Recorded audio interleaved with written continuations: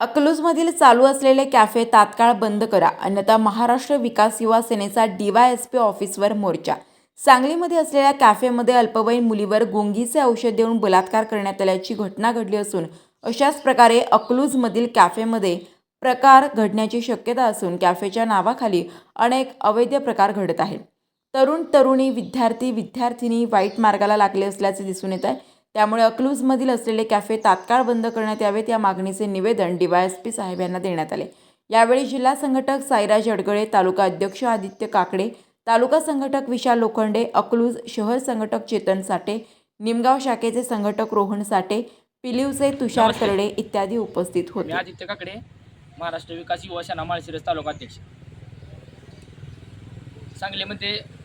सांगलीच्या कॅफेमध्ये जो काय प्रकार घडला त्या प्रकाराचा आम्ही पहिल्यांदा निश्चय व्यक्त करतो.